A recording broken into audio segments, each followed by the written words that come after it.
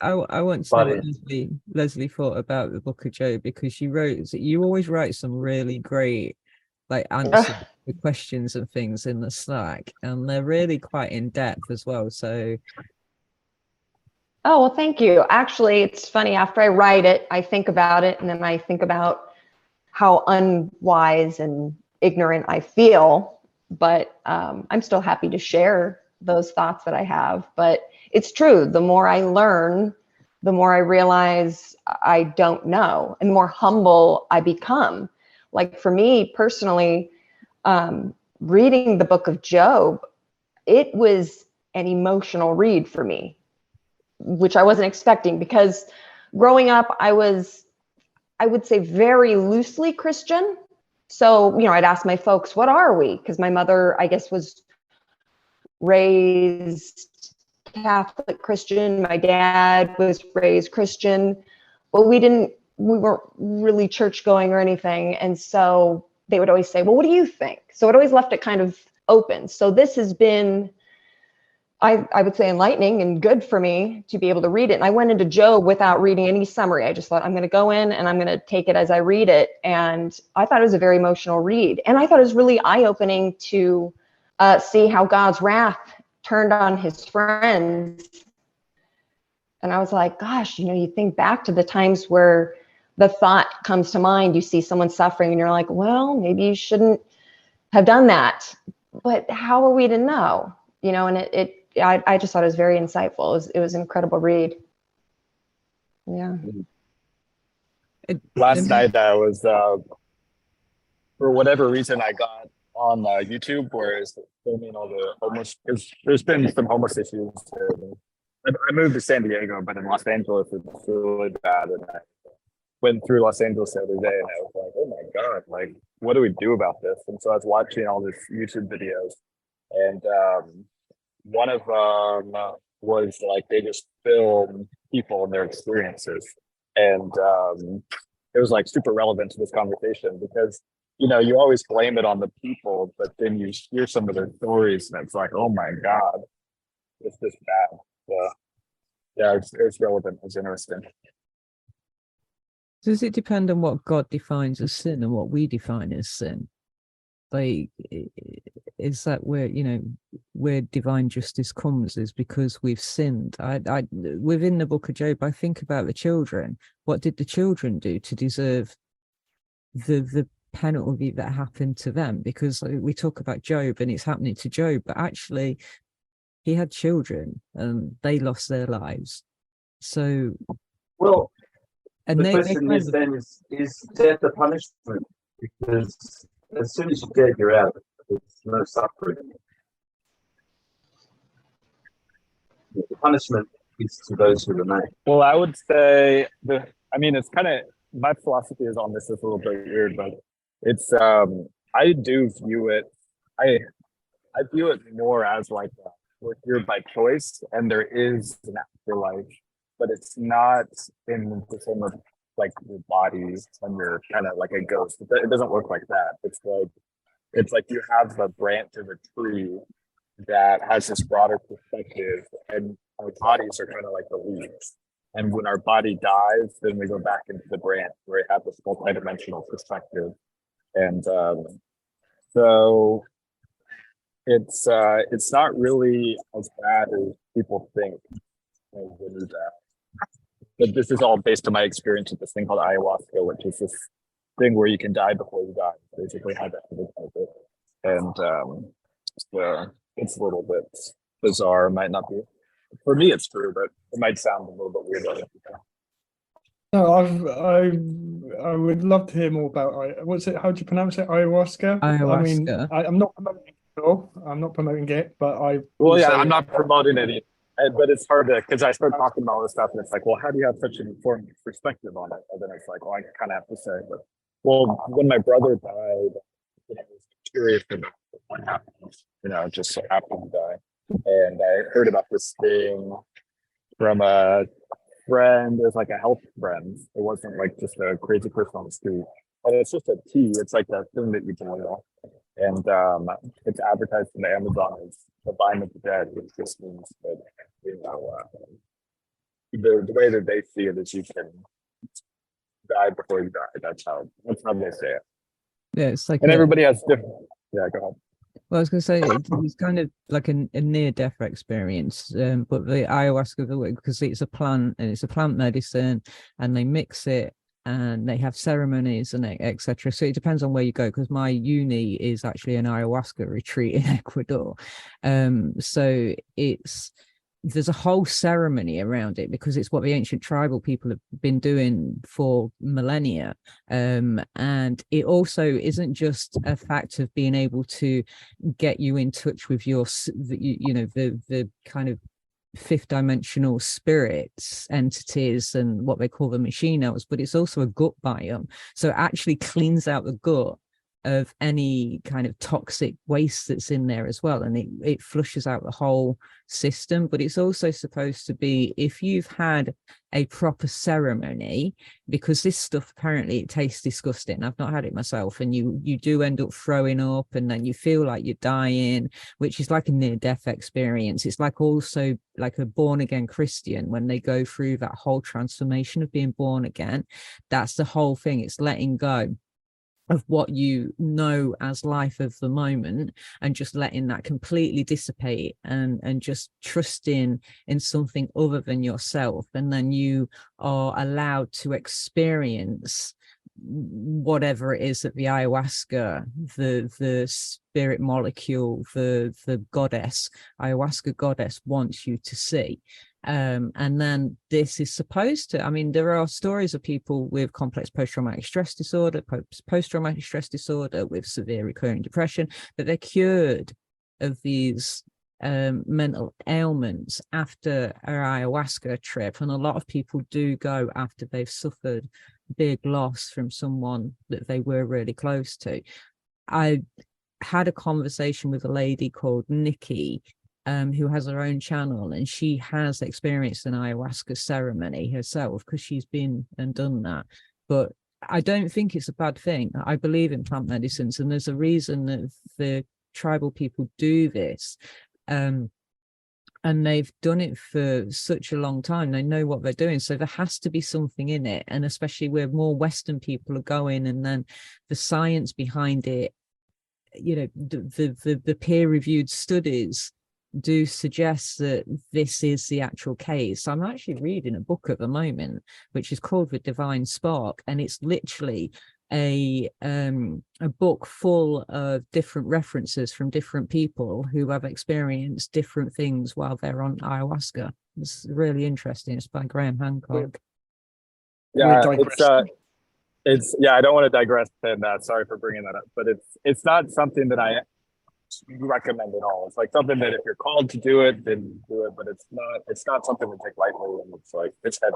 It's like a hardcore experience. So, but when I had this ego death, so to speak, where it was like the most ecstatic thing ever. And then I kind of like decided to come back into this body, this character that I chose. It's almost like a video game.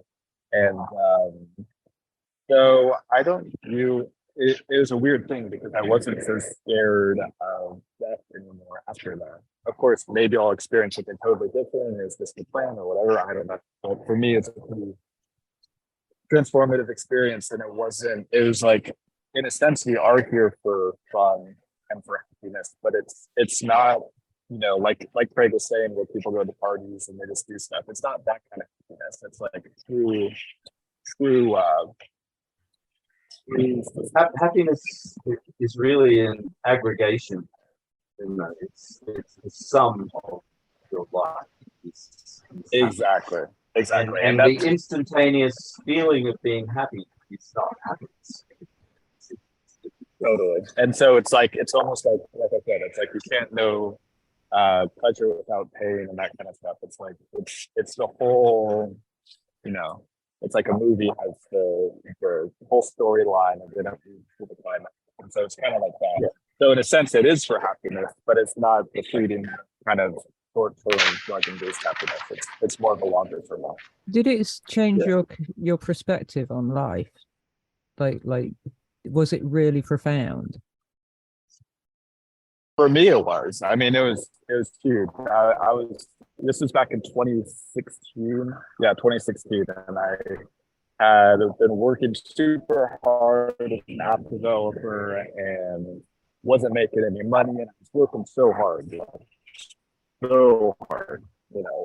16 hours a day, and I was just like losing money, and I just was almost like, and my brother died. I lost all my friends, and just because I had to drop out of high school or drop out of college, and then they were there and everything. So it kind of just gave me a perspective. And then right after that, things got really easy with that in a weird way. Just like making an investment in Bitcoin and Ethereum, and it went up. So it was sort of a weird thing, but I developed a lot of perspective in terms of metaphysics and stuff like that.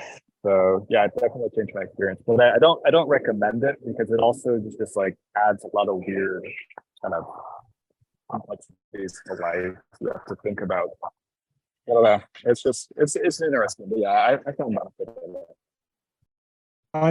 it. I absolutely do believe in life after death and also spirits and ghosts. So you don't necessarily come back as another person, but you can remain afterwards for a while. So you might come back in the next year or 500 years or something. You know, these are things I can't say the word. Things we do not know. But in that respect, like with something Craig was bringing up earlier about if you do get bad things happen to you in this life, then you are due to have good things happen to you in the next life. I don't necessarily believe in that either, even though I do believe in the next life, because I think that's a bit of a cop-out. I think that if you're just having bad things happen to you in the life which we have, and you just accept it and just go, oh, well, you know, all this bad thing's going to happen, but I'll have a good one in the next life. And then that's just kind of giving up.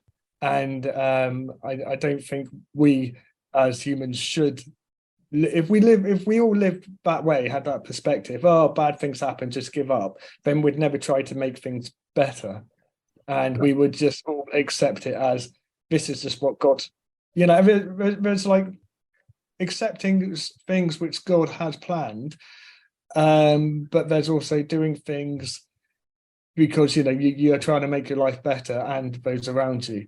And I think it's a bit of a combination. We can't predict everything, but some things we can definitely change and make better for ourselves. It's just stuff that Kevin was saying, like after his experience, you took action, and the actions you took put your life into the better direction that you are enjoying now.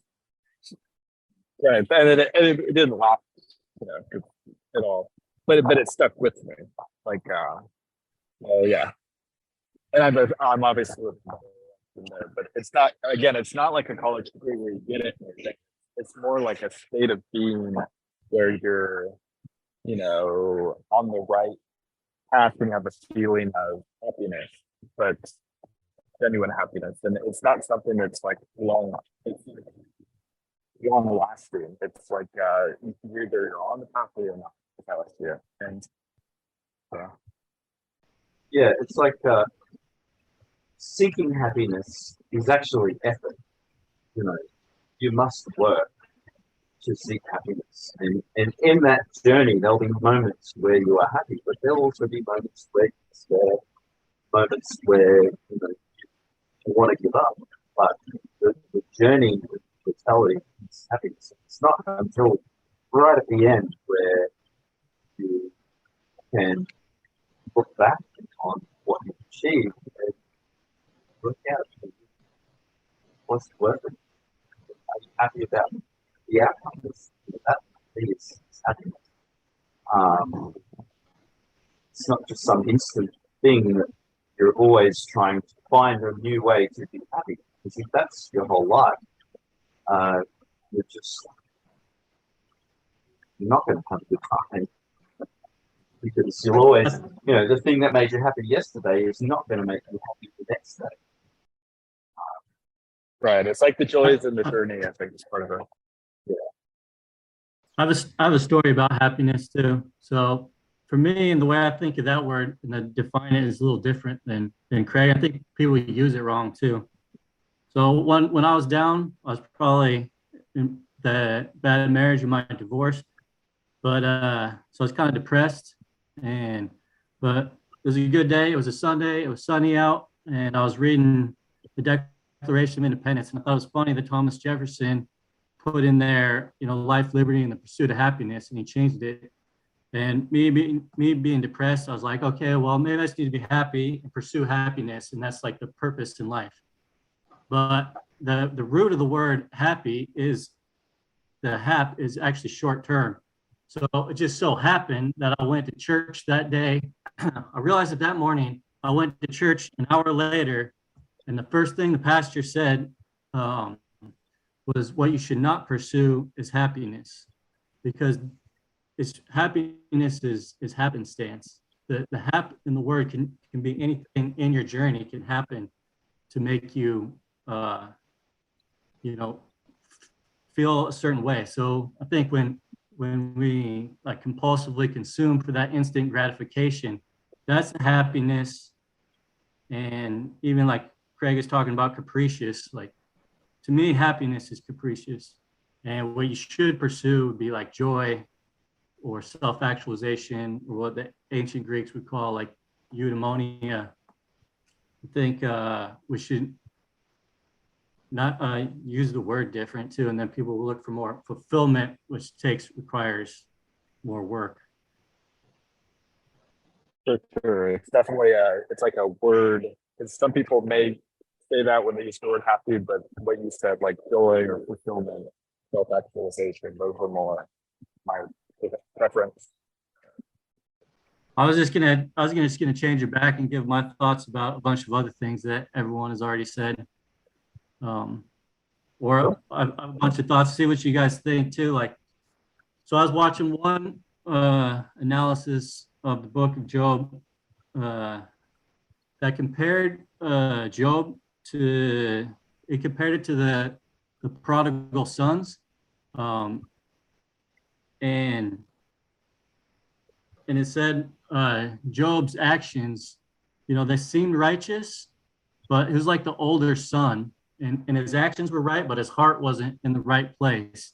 Like he was doing it exactly what Satan said to God, that Job's only doing it because you reward him, take it all away, and he'll and then he won't love you. I don't remember the exact words, but I think the analysis said it was true. His actions were for that reason, but his heart was still good. I think the divine justice, and what Craig wrote in there, I think he cited William Allen. Divine justice can't be analogous to human justice. And I think the difference is because we're not omniscient, we're not all-knowing. So God knows the heart. In there, Craig also cited Aquinas saying, we do not know the hearts of those who sin. We can't tell what's in Job's heart and what his actions, why he really does his actions. And I think I like Craig's child analogy too. If you look at like a child who does an action, a righteous action, shares with his sibling his toys, or gives a sibling a hug, and the parents say, "Oh, good job," and reward it. Next day, the child goes and does the same thing, shares his toy with his sibling, but while watching his mother, and then you can tell, like, oh, you're doing that action because mom's watching, not because you want to share. So you can tell the motivation, which is also a thing for justice too. Like if we try to do human justice and judge people, we always try to say what was the motivation behind it, but we can't know that as humans. And if it's divine justice, then and God is all-knowing, then he knows what's in the heart and why the actions are. And also like that the child, just because he's doing that action because he wants his mom to praise him, and that's the wrong reason, doesn't mean that the child's heart is in the wrong, that it's a bad kid, but you shouldn't reward him for doing the wrong thing. And going back to the two the prodigal sons, the younger one is the hedonist. His sins are obvious and it's easy for him to recognize. And in the analysis is said it's always someone whose actions appear to be righteous, you know, if they're for the wrong reasons in the heart, though, it's hardest for them to admit that, you know, what they're doing is wrong because it looks like they're being righteous.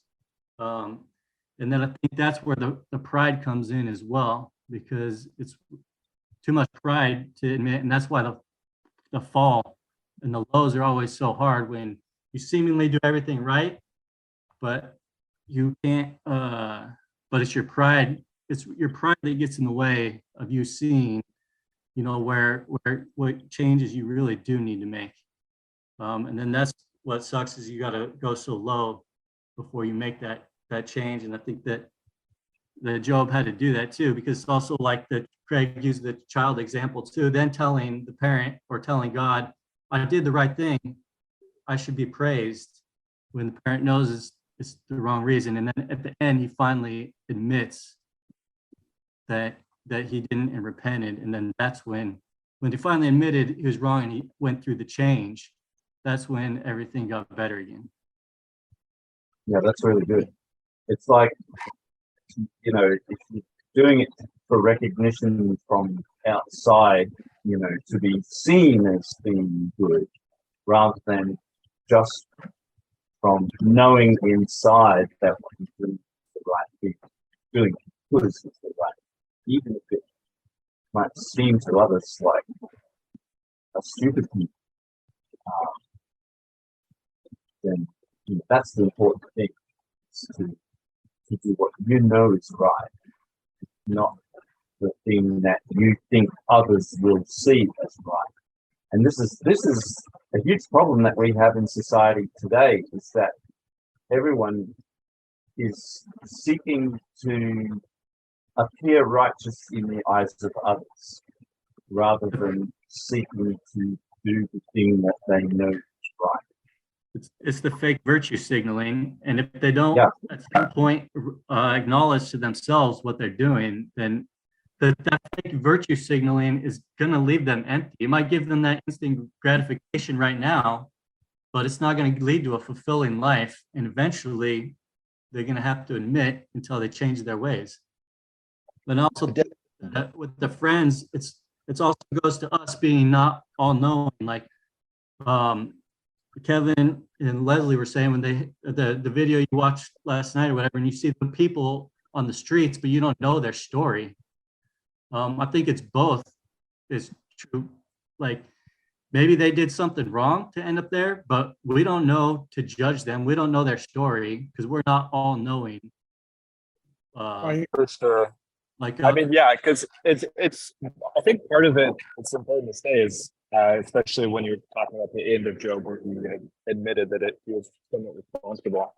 There is a part to that, and there's no question, because unless you admit that you're responsible, then you can't fix your situation ever, you know. So, but it's always, but then you hear some of these stories, and it's like, oh, that's really bad, you know. But they weren't born into a family to save, or they just were poor, or like, and you're living paycheck to paycheck. So it's, when I was listening to the stories, I kind of opened my mind, because I was always born with it, where it's their fault completely. And but you have to take some responsibility. There's no question. You can't just blame it on other people's problems. And the ones that were able to get stuff, we're taking the most responsibility in terms of fixing the situation. But it's just a matter of like, there's some people, it's just like, some of the stories are just heartbreaking. It's like, oh my God. And so, yeah, I don't know, but I think taking responsibility is important. It's also one of my main takeaways, like Archie's, that we should just get rid of our sense of entitlement altogether. And I'm a good person, hence I deserve good things, and nothing bad should happen to me. And it's not our place to determine that, but maybe God's, or well, maybe someone else's. That's the nature of rewards, is you don't get to choose them. You don't get to choose when you're given. They are just given. They're given. Know what they are and when they're coming. And you've got to live your life outside of any framework like that where you're seeking to be rewarded, and just live your best life, live the life that you can see is right. I've got to throw in an example here before it leaves the conversation too far. Luke Dash Jr., who lives a righteous life. He's constantly going on about how he's a person of God and all of this lot, a devout Christian, etc., etc., etc. And then recently, as we all probably know, had all his Bitcoin stolen, allegedly. And that just thought came up to me about how, we're discussing how, some people, they cross the T's, they dot the I's, they act religious, but anyone who's known Luke Jr.'s writings and the way he thinks for the last 10 years, he would probably burn people on the stake if he had the chance. It's not really very morally right, and he's also quite hypocritical of hating everything, all the key not your keys, not your keys, not your coins, and all that crap, except when it happens to him. Things like that doesn't speak very Christian and honest behavior. I think a key part of what Job, the story of Job as well, is as Archie was saying early on in the story, Job is quite arrogant, he's quite proud.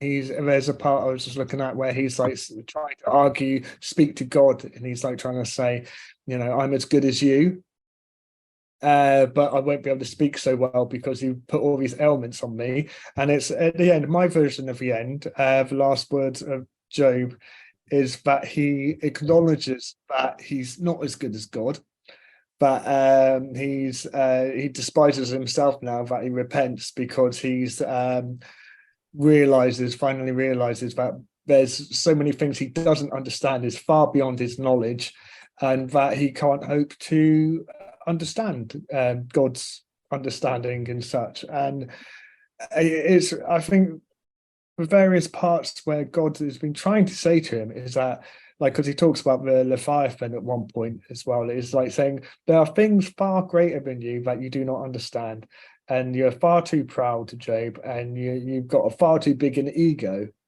and you expect too much. And I think it's a lot of things people have in this conversation have been touching upon about bad things happen, but we got to work through them. And you can't just expect God to hand everything to you.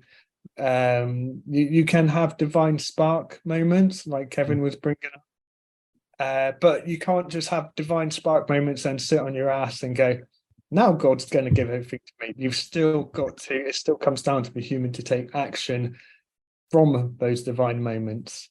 I remember a conversation me and Brendan had years ago, first time we met, and we were talking about a moment you had, and when you went off holiday and then you came back and you were ill, and I remember thinking to myself, that was your divine spark moment after you got better.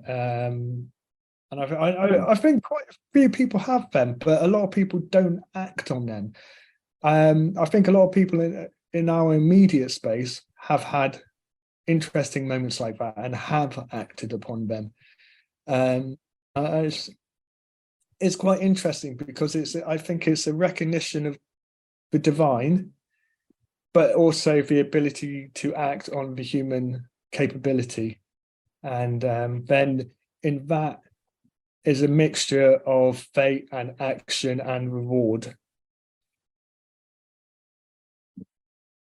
I think you said ego in there too. I think like Kevin, when he said the ego death is the same thing as having the ego death is maybe the same thing as finally swallowing your pride and admitting and seeing it from a different perspective.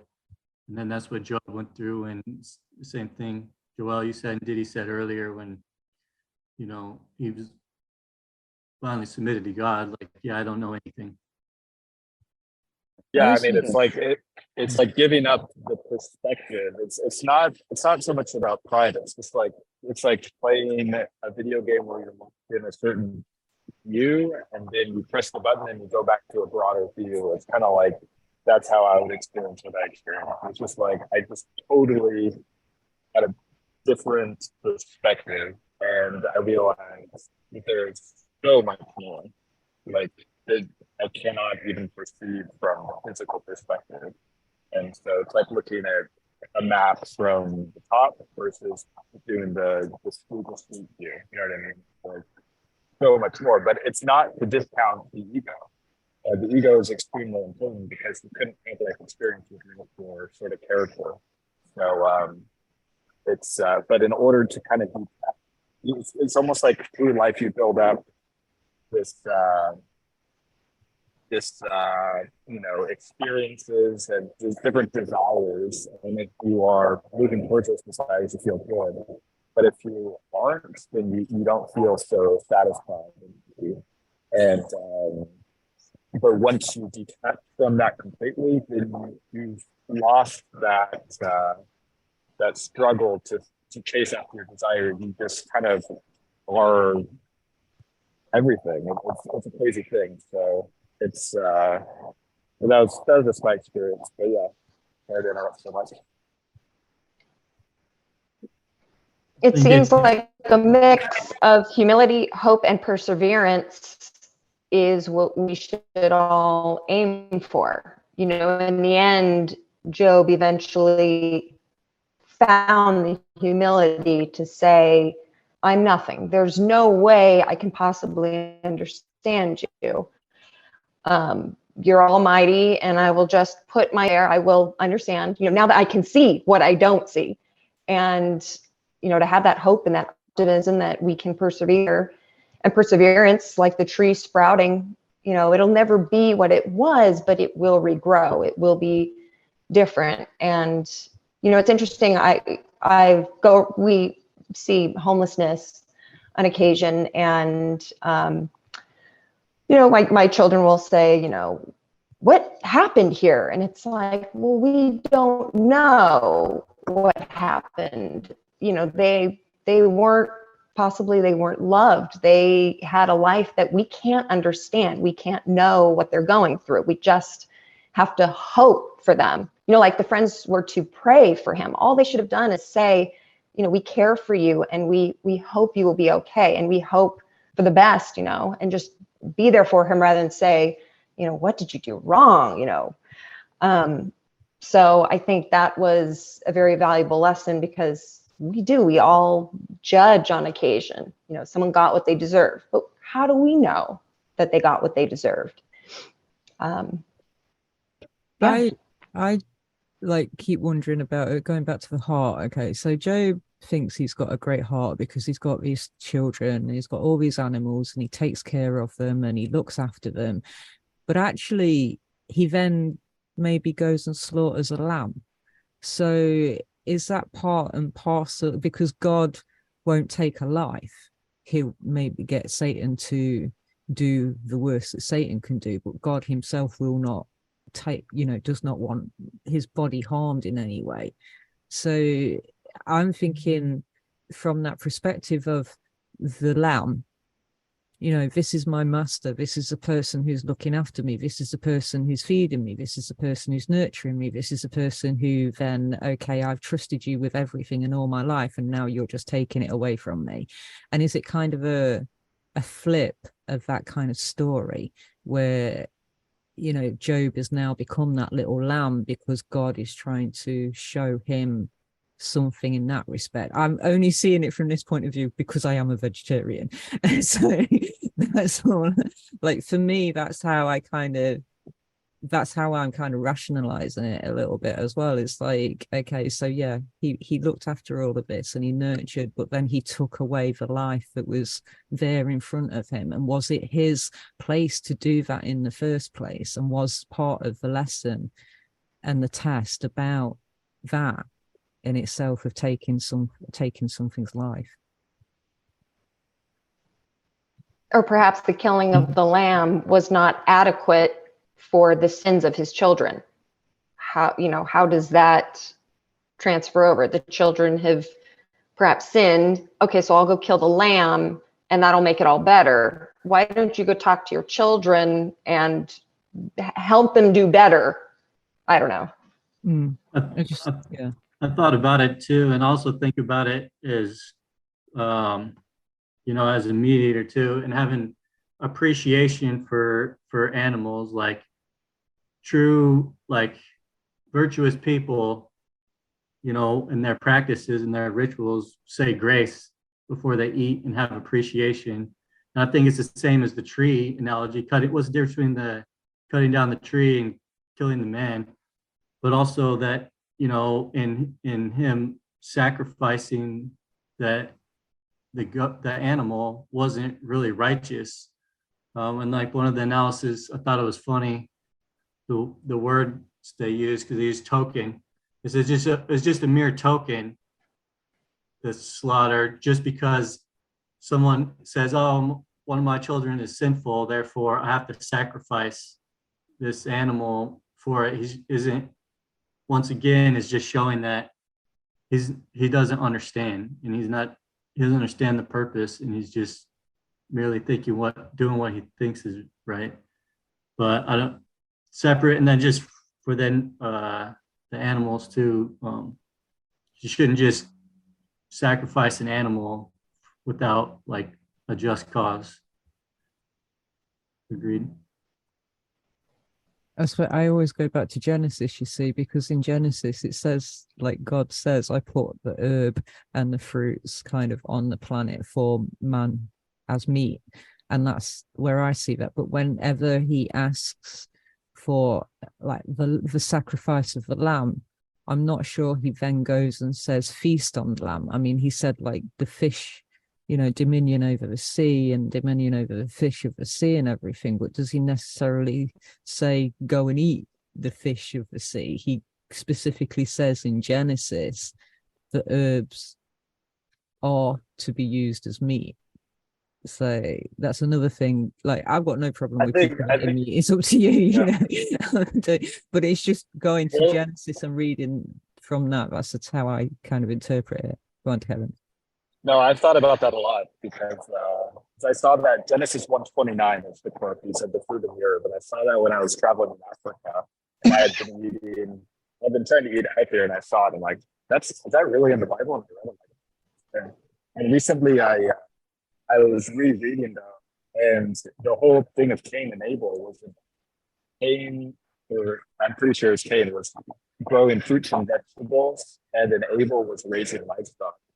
And so the whole like first part of the Bible is all about food, which I thought was really interesting. And I think there's something to it, but I think that it's not like an immediate punishment. It's more of like like my philosophy on it is that, like, obviously there's other animals that eat meat and stuff like that, but if you look at it over millions of years, like our form actually evolves and changes based on our diet. So like different birds will develop different beaks based upon what's available in their area. And if you could do a win-win situation where you're having to take another, then I feel like your species evolves more. But so that's why I'm all about the fruit, because it's a true win-win. Because I do think that plants have a certain level of intelligence, not the same as an animal, but they do have intelligence. And there's been these things I watch on National Geographic where, like, the gazelles were grazing a certain bush, and then it developed this toxin that started killing a bunch of gazelles. And they realized it was the plant evolved this toxin to prevent it from getting overgrown. So I think that all plants have sort of that thing where there's some sort of poison, but the only thing it doesn't have the poison is in the fruit. There's a few exceptions. If you eat them under it, then they'll be toxic. But the fruit is the only part of the plant that doesn't have toxins. So I think there's something to it, but there's also so many complications in terms of, if we did evolve herbivores in the tropics, which I think is fairly certain, then we moved out. And so we don't have food outside of the life. And so how are you going to eat that way? And how are you going to get vitamin D without the solar and the food animals? And so it's a really complicated thing. And I don't think it's as simple as, you know, he's punished because he ate that. I think that kind of just accumulates over long periods of time, maybe cholesterol and heart disease. But I think if you look in the Bible, the other thing that struck me was that Adam and Eve, they stayed there a little bit 100 years. And it says it. It's like, well, it's obviously not true. But what if it was? And then because they started eating food in the Garden of Eden, and then each generation it starts to get shorter and shorter and shorter. So maybe that's our potential. Yeah. That's sort of how I see it. I might call it to this session. We've been going an extra almost 40 minutes over. So unless anyone else has anything else to add, the next class will be in 1 month's time, possibly Monday of next month. It should be same time at 8 o'clock. We'll Craig and find out what's next, or Diddy and Brendan. Well, Has everybody I got have the it here. reading list? So yeah, The Book of Kings, or is it Samuel? let I them think know it's in both. go see to Samuel. your One kids. Samuel and 1 Kings. Both Right. books. Brilliant. And hopefully we'll see more writings from everyone in the Slack, more interaction, which was great. Again, I don't know what happened to the Enchain lot. I will find out what happened to them, but not fast. Otherwise, it's brilliant. I'm gonna eventually, after quite a few classes, talk to Craig about doing something nice for this group. So keep that in mind. I don't know what it will be yet, but we'll think of something. Maybe we'll have a sit around for those attending the London conference this May, but we'll see. All right. Okay. thank you, Bye, Joe. everyone. I need to get Thank back. you. All right, see you guys. It was great. Yeah. Bye. Cheers. Yeah.